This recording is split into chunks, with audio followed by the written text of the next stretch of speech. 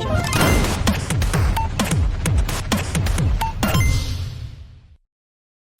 Swastiastu, Semeton KMAD, kembali lagi bersama aku, Wahyu Nanda, Kepala Divisi Media. Di sini aku akan melanjutkan pertemuan kedua kita, yaitu di Sekolah Media, Jilid 2, di mana kita akan membahas perkenalan dan tutorial cara menggunakan tools-tools yang ada di program olah desain, yaitu namanya Adobe Photoshop. Nah, di sini bisa kita lihat ikonnya namanya PS, itu artinya Photoshop. Nah, kita nggak perlu lama-lama lagi ya, kita akan menjelaskan beberapa menu-menu yang ada di sini, lalu tools-tools yang ada di samping kanan ini, dan perpanjangan dari menu Windows yang ada di samping kanan. Ini ya, kalau kita pencet menu Windows ini, dia otomatis akan muncul di sini. Ini layer sudah ada di sini, layer sama library. Ini menandakan kalau di sini udah dicentang ya, layer sama library. Oke. Kita mulai aja ya. Sama seperti tutorial di Adobe Illustrator, kita perlu membuat sebuah kanvas atau meja kerja kita. Kita pencet File, New. Nah, di sini pilihan juga sama. Ada Save, Foto, Print. Nah, Print ini ada pilihan kertasnya, Art Illustration, ada Web, Mobile, Film, dan Video. Nah, karena kita membuat poster, kita pilih Print ya. Kita pilih A3 aja. A3, ya. Ini sama juga menunya, ada cara custom lebar sama tingginya, orientasinya landscape atau portrait. Kita bisa menggunakan artboard, resolutionnya bisa dirubah. Ini bedanya dari Photoshop sama Illustrator. Kalau Photoshop itu dia bisa diatur sesuka hati resolutionnya. Kalau Illustrator dia hanya 3 pilihan, tapi Photoshop ada ya, kita bisa sesuka hati ngatur angkanya. Lalu ada color mode, sini ada pilihan RGB sama CMYK. Tapi dia pilihannya ada bitmap sama grayscale. Ini lebih khusus di area foto. Lalu ada pilihan 8 bit atau 16 bit. Ini kurang paham, tapi ini lebih ke arah pembagian ini binary digitnya. Background kontennya kita pilih white aja ya. Tapi kita bisa pilih black atau background color lainnya. Kita pilih white. Nah, ini tampilan sama seperti Adobe Illustrator, tapi ini kelihatannya lebih lebih simple. Kita mulai aja. Nah, sekarang sudah tampilan di awal seperti ini. Kita mulai mempelajari toolsnya satu-satu ya teman-teman. Pertama, ini ada selection tools. Ini mirip kerjanya seperti move tool ya, atau selection tool. Ini mirip seperti kerjanya kayak selection tools yang ada di Adobe Illustrator. Tujuannya untuk memilih sebuah bentuk yang kita pengen rubah-rubah. Lalu ada rectangular marquee tool. Ini tujuannya untuk memilih objek yang tertentu. Misal aku bikin suatu kotak ini putih, dia warnanya jadi hitam aja. Nah, terus ada kotak lagi ya. Misalnya kalau kita pilih marquee tool area sini, nah dia otomatis kita enter tak, dia akan kepilih di bagian sini aja. Ini misal kalau kita mau Ctrl C, mau Ctrl V gitu, Ctrl C, Ctrl V. Nah, di-cut. Maaf ini ya, tunggu bentar. Kita pilih lo layernya. Nah, baru kita pencet marquee tool. Nah, so di-cut aja. Ini aku kurang paham juga cara gunainnya, maaf ya teman-teman. Karena ini jarang dipakai juga. Kita lanjut aja. Ini cara menghilangkan pilihan, ini kita Ctrl D aja, di-select istilahnya. Nah. Lalu ada magnetic lasso tool. Ini tujuan untuk memilih sebuah objek yang kita pengen pilih. Kita pakai sebuah contoh gambar aja biar lebih gampang teman-teman. Kita ambil sebuah gambar di sini. Nah, kita ambil 3 gambar ini ya teman-teman.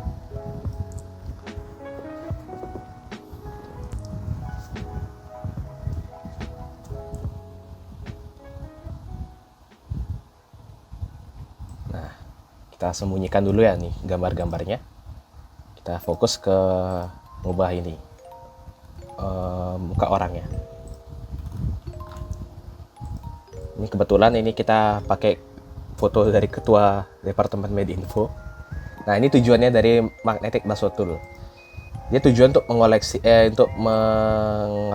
menyeleksi sebuah objek yang akan kita buat, misalnya seperti ini. Nah, dia otomatis akan mengikut. Misalnya kalau kita terlalu jauh sama objeknya, kita bisa magnetic lasso tool akan berusaha untuk membenahinya seperti itu teman-teman ya. Nah, dan seterusnya sampai kita bisa dapat area sini. Nah, itu bisa kita manipulasi nanti di selectnya ya. Ini kerjanya seperti Marquee Tool, tapi ini lebih ke arah bentuk yang kita pengen buat. Begitu. Nanti kita pelajari apa sih gunanya kita select ini di tutorial lanjutan Photoshop.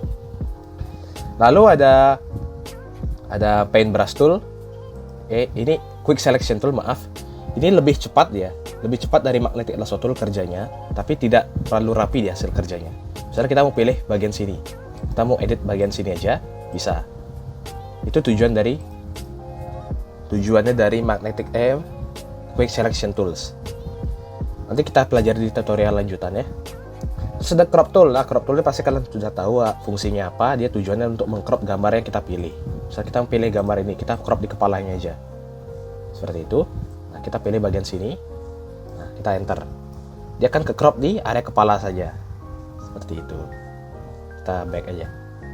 Terus ada Eyedropper Tool. Ini fungsinya sama seperti Photoshop tutorial dari Illustrator, yaitu untuk memilih warna yang kita pengen pilih. Lalu ada Healing Tool. Healing Tool ini tujuan untuk memanipulasi gambar yang kita pengen manipulasi agar dia menyatu dengan lingkungan sekitarnya. Kita tadi coba rubah ya. Mana layer? Ya, layer. Kita rubah ininya jadi ini kita resize dulu ya biar lebih bisa diedit. Nah, kita Healing Tool ya. Coba kita hilangin pohon-pohonnya ini. Ini tujuan Healing Tool. Nah, kita seperti itu ya. Cara menggunakan Healing Tool ini adalah pertama, kalian select dulu objek yang pengen kalian rubah. Objek awal yang akan kalian tempeli ke objek yang pengen kalian hilangi. Misalnya ini kan tembok. Kalian mau hilangin daunnya, berarti kita pengen ganti dengan tembok. Nah, kita select temboknya dulu, baru kita ganti daunnya. Seperti itu. Ya, perlahan terus namun pasti ya teman-teman. Nah, sampai habis. Ya, pelan-pelan sampai kita tak tersisa. Dan seterusnya. Ini agak kurang rapi ya teman-teman.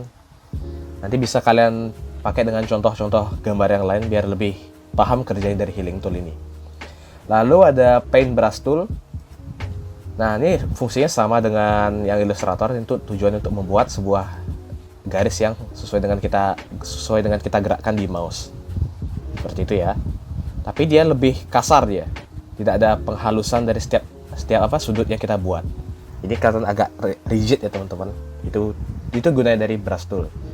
Nah, Stamp Tool ini lebih powerful kerjanya daripada Healing Tool karena dia benar-benar menyeleksi sesuai dengan apa yang kita pilih.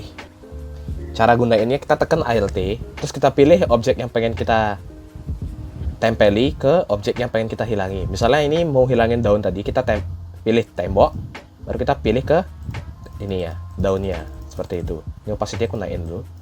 Blue-nya juga naikin. Nah, kita ganti pelan-pelan. Nah, itu lebih powerful ya kerjanya. Seperti itu. Ya, agak kurang rapi teman-teman, bisa dirapikan aja nanti. Oke, itu tujuan dari Stamp Tool. Misalnya kalau kalian mau ngerubah warna hitam ke kepalanya orang ini bisa kalian pilih warna hitam, langsung tempel di kepalanya. Seperti itu. Ya, itu tujuan dari Stamp Tool. Kita back aja.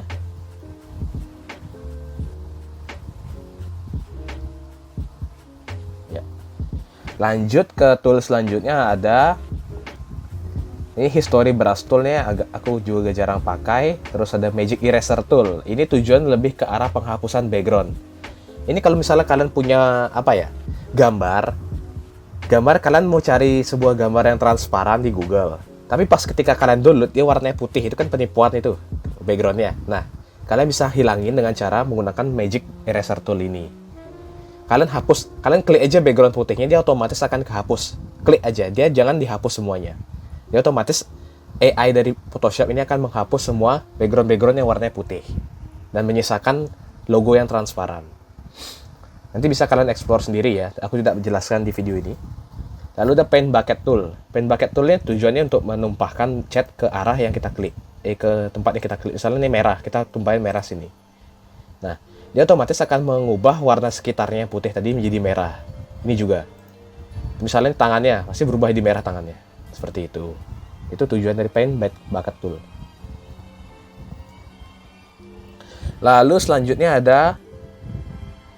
ini aku juga jarang pakai, blur tool. Coba kita tes aja dulu ya. Kita coba blur mukanya orang ini. Apa yang terjadi? Ya, aku jarang pakai juga, maaf. Kita lanjut aja ke tool selanjutnya, ada namanya ini, ada 3 pilihan, Dodge, Burn, and Sponge tool. Dodge tool ini tujuannya untuk mencerahkan area yang terlalu gelap. Kalau Burn tool itu menggelapkan area yang terlalu cerah. Bisa kita ambil contoh ya, misal Burn tool, kita membuat orang ini menjadi lebih hitam dikit. Nah, kita bisa lakukan Burn tool di sini. Nah, seperti itu. Nah, kelihatan lebih agak sawo matang ya teman-teman.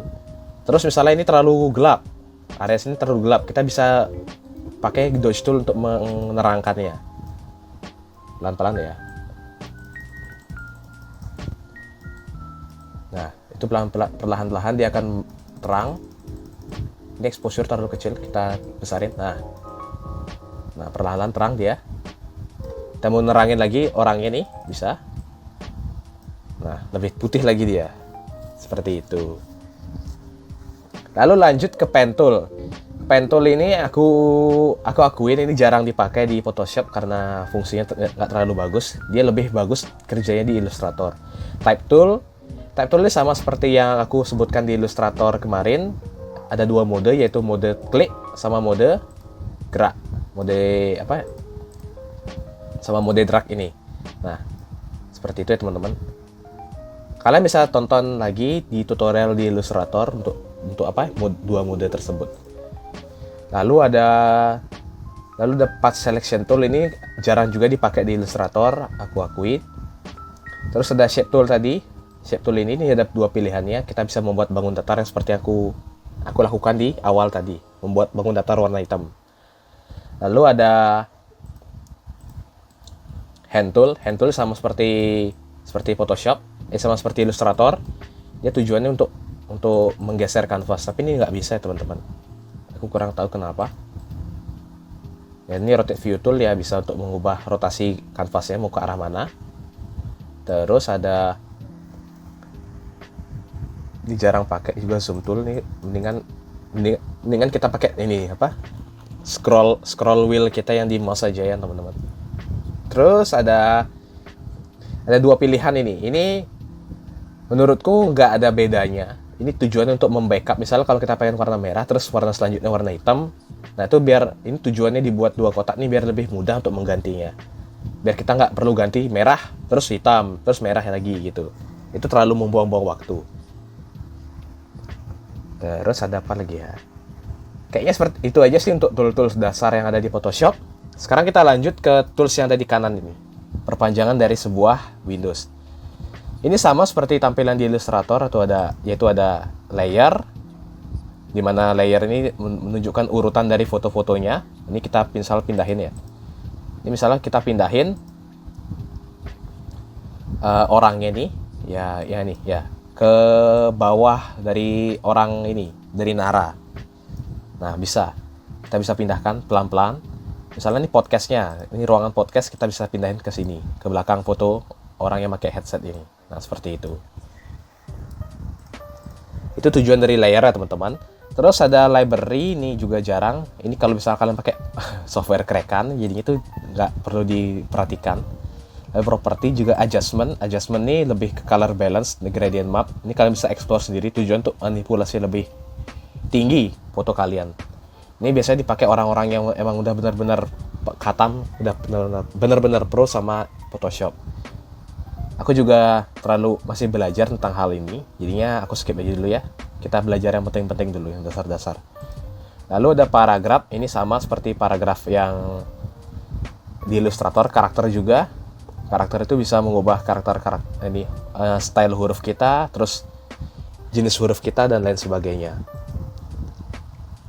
Ini ya teman-teman, karakter yang ini, maaf bukan yang ini ya, ini kayaknya pengalihan isu.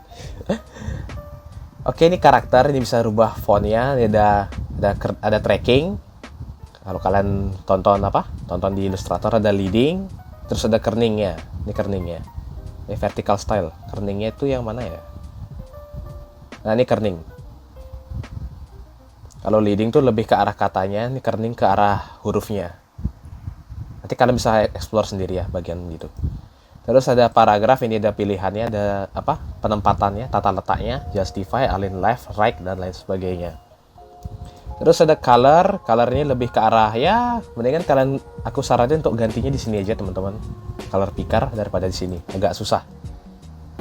Terus swatch, nah swatch ini pilihan pilihan default, pilihan otomatis dari Photoshopnya sendiri terkait pewarnaan kita. Terus ada device, brush ini kurang paham. Brushnya lebih ke arah kalau kalian mau jadi digital designer, ini bisa kalian manfaatin brushnya. Kalau bisa kalian mau pakai pen tab, mau melukis dengan pulpen digital, itu bisa kalian manfaatin menu brush ini. Lalu ada history ini ya terkait tadi apa yang kita kerjakan dari tadi, itu akan terekam di sini. Terus brush, nah ini brush preset ini mendukung dari brush itu sendiri. Brush preset ini seperti kita memasukkan ini jenis brush yang kita download dari internet biar bisa kita pakai di Photoshop itu sendiri. Itu tujuannya dari brush. Oke, itu terkait tools yang ada di kiri sama yang di kanan. Sekarang kita lanjut yang bagian atas ya. Aku jelasin yang penting-penting aja. Mulai dari file. Ini new open as, close, save as, export ini juga aku udah jelasin di Illustrator, jadi aku skip aja. Import ini lawan dari export, kita mengimpor sebuah file. Kita mengimpor sebuah file yang ada di komputer kita ke Photoshop. Tapi aku lebih prefer untuk membawa file itu dengan cara drag ke Photoshop aja daripada impor. Terus print juga kalian udah paham print itu apa. Kita lanjut ke edit. Edit sini yang paling penting di sini adalah color setting, iya. Terus ini preference. Ini preference ini lebih ke arah bagaimana seharusnya kalian mengedit settingan untuk mengedit kalian. Aku saranin kalian untuk mencentang di area tools ini, centang di area zoom with scroll wheel. Ini untuk lebih mudah untuk mengerjakannya. Lalu ada ini enable gesture, animate zoom, ini juga perlu dicentangnya semua. Ini kayak otomatis dia.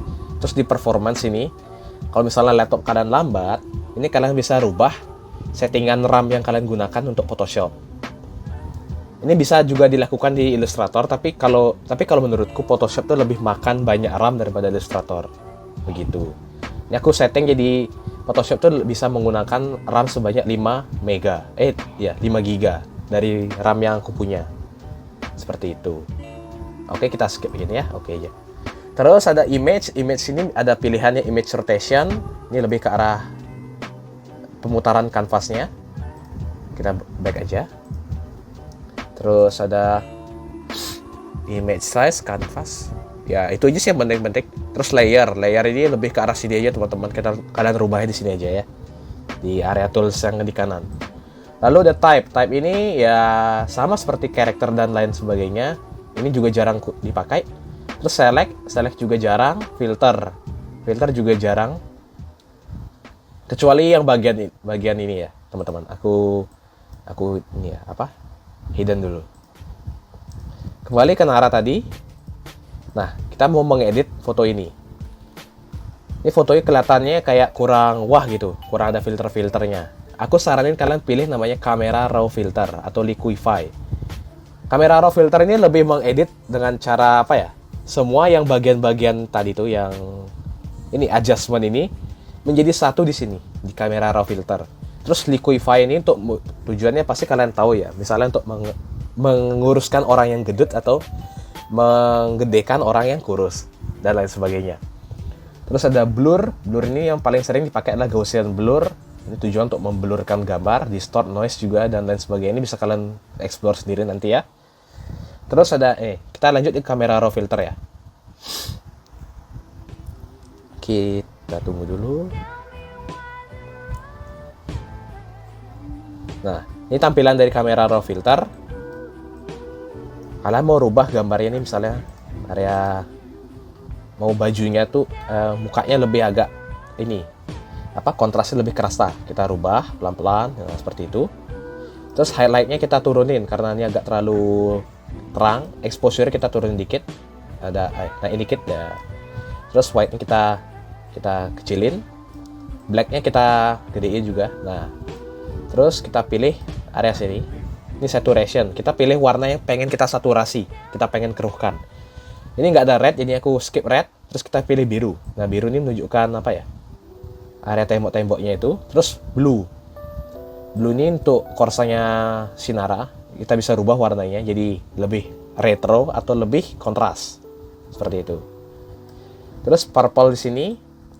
Ini nggak ada yang berubah, dikit ya berubahnya. Purple kita berubah sini. Terus ini di orange ini ke arah kulitnya yang dirubah. Green itu mengubah warna pohonnya yang ada di belakangnya. Nah, itu bisa dirubah sendiri-sendiri, bisa mau lebih apa ya? Kita lebih menonjolkan naranya atau menonjolkan backgroundnya. Kita prefer dark green aja ya. Ini hue juga, ini kalian bisa explore sendiri. Luminance ini juga untuk mengatur keterangannya dan lain sebagainya. Ini pilihan-pilihannya penting banget untuk mengedit foto yang kalian pengen rubah. Ini aku saranin kalian explore lebih lanjut. Aku udah jelasin cara mengaksesnya. Kalian bisa mengeksplor sendiri bagaimana foto kalian akan terbentuk. Kita lihat perbedaan di sini ya, teman-teman. Bedanya. Nah, kita sekarang klik OK aja biar lebih cepat. Oke. Nah, dia berubah langsung ya. Lalu kita lanjut ke filter namanya Liquify. Ini Liquify ini tujuan untuk memanipulasi bentuk sebuah shape yang ada di gambar. Misalnya ini matanya Nara kan terlalu sipit ya kalau dilihat. Nah, kita bisa rubah Liquify-nya face aware Liquify. Kita pilih eye. Nah, eye size-nya ini bisa kita rubah sendiri-sendiri. Nah, ini bisa kita konekkan. Nah, itu bisa dirubah sendiri ya teman-teman. Lihat matanya Nara sendiri bisa berubah-ubah. Terus eye height-nya kita bisa rubah ketinggian matanya. Ini aku konekin aja semua. Nah, terus eye width-nya bisa dirubah biar kelihatannya lebih nggak terlalu gede, kita kecilin. Terus eye tilt-nya juga kita rubah menjadi nangis atau lebih seram gitu. Terus ada eyes, ada nose juga. Kita pilih mode-nya terlalu lebar senyumannya. Kita rubah smiley kecil. Lebih kayak sinis gitu mukanya ya. Terus upper lip-nya kita juga bisa turunin. Lebih ke arah turun. Terus lower lip-nya bisa kita lebarin. Nah, lebih ke arah itu. Atau lebih ke kayak meremehkan sesuatu gitu. Mouth width-nya ini terlalu lebar mulutnya, kita bisa kecilin mulutnya. Langsung mouth height-nya bisa kita besarin atau kecilin. Nah, kita prefer ini aja ya teman-teman. Nah, ini beda jauh sama hasil yang sama foto awalnya. Kita skip. Nah, face shape nih, misalnya mukanya Nara ini terlalu gede gitu, kita bisa rubah forehead-nya jadi lebih lonjong gitu, atau lebih ya terserah kalian mau ya. Kita pilih bikin lonjong. Chin height-nya kita bisa lonjongin atau pendekin. Nah, jawline-nya ini garis rahangnya ini bisa kita rubah. Nah, mau lebih seram atau lebih kurus kayak alien gitu misalnya. Maaf ya Nara. Nah, kita rubah normal aja ya. Terus face width-nya kita bisa rubah mukanya, mau lebih kecil atau mau lebih lebar. Kita bikin seperti ini aja ya.